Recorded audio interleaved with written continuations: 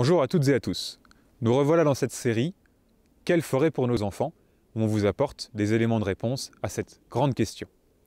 Aujourd'hui, nous allons vous parler de sylviculture à couvert continu. Qu'est-ce que c'est que ça?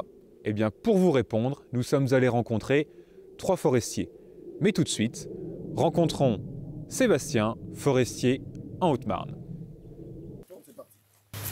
Bienvenue en forêt communale de Bourbonne-les-Bains, où nous appliquons ici la futaies irrégulière avec une essence objective comme le chêne.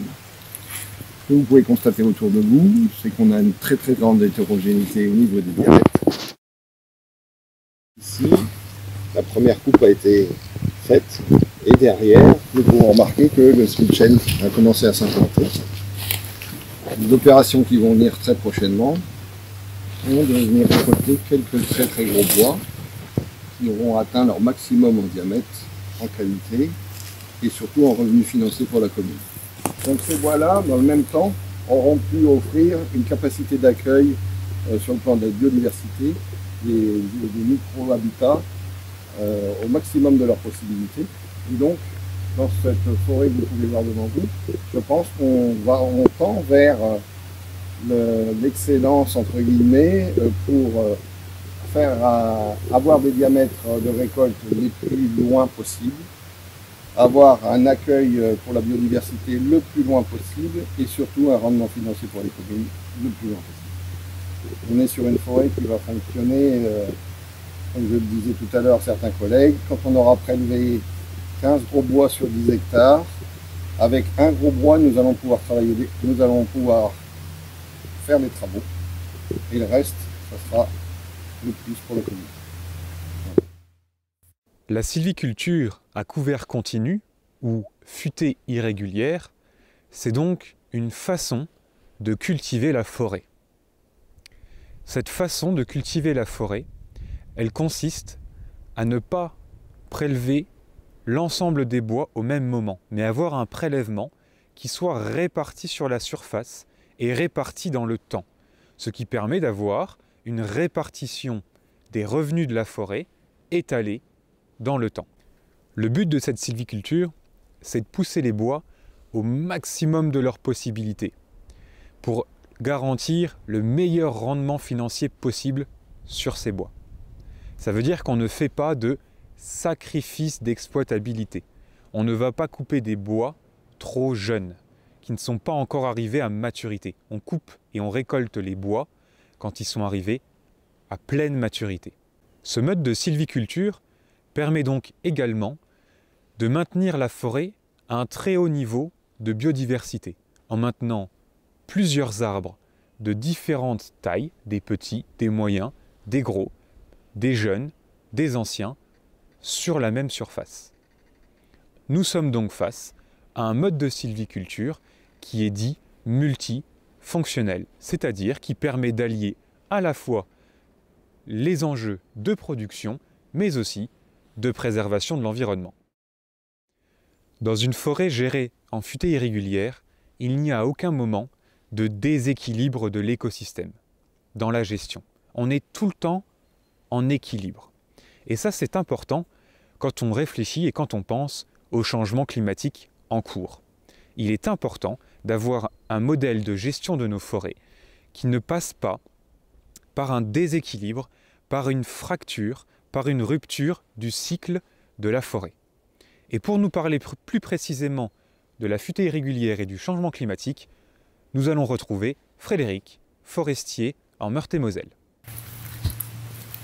Donc ici, effectivement, on a une application très pratique de la multifonctionnalité des forêts, où on arrive à continuer à faire pousser harmonieusement différentes espèces d'arbres qui apportent du revenu, qui apportent des fonctions écologiques par leur diversité.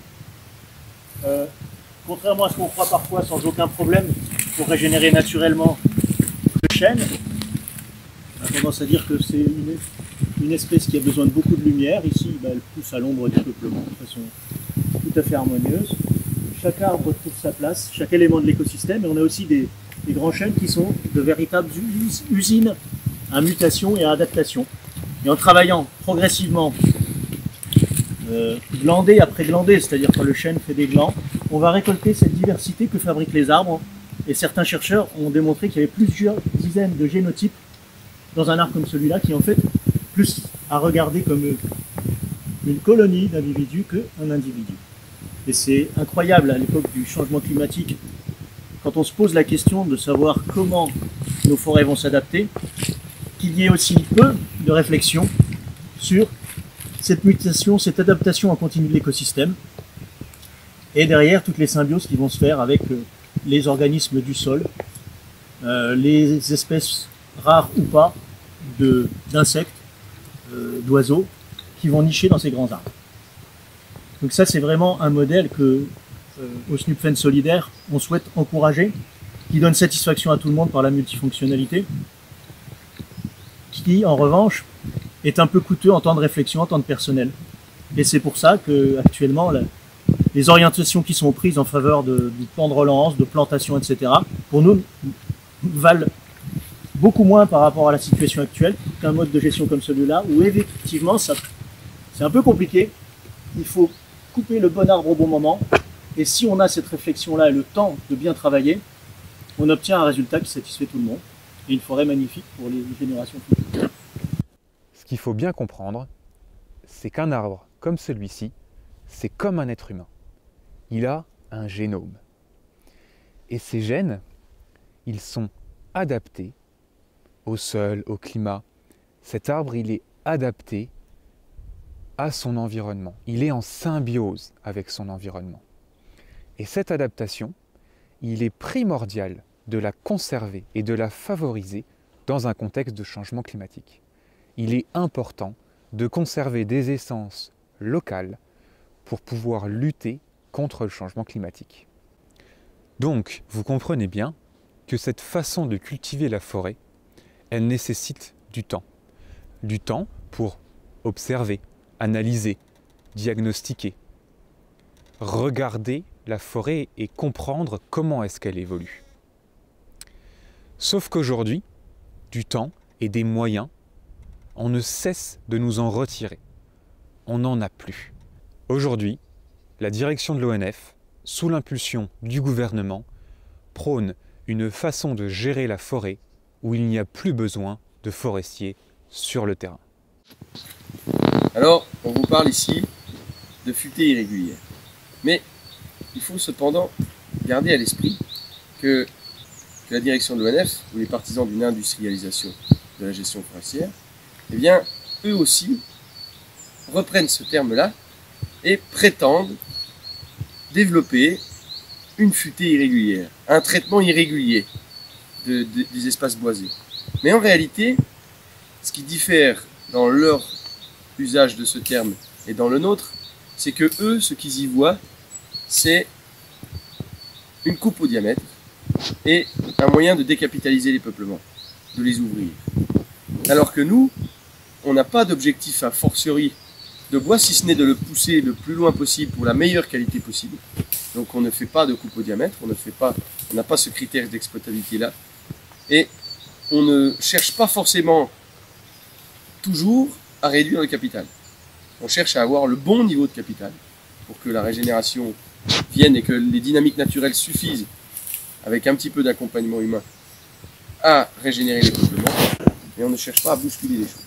Et il faut bien faire la différence entre cette futaie irrégulière proche de la nature qui rend des services multifonctionnels et une vision industrielle, certes irrégulière, mais industrielle, qui consiste à couper un arbre sitôt qu'il est arrivé à un diamètre qui est considéré comme le diamètre d'exploitabilité d'un point de vue industriel et économique.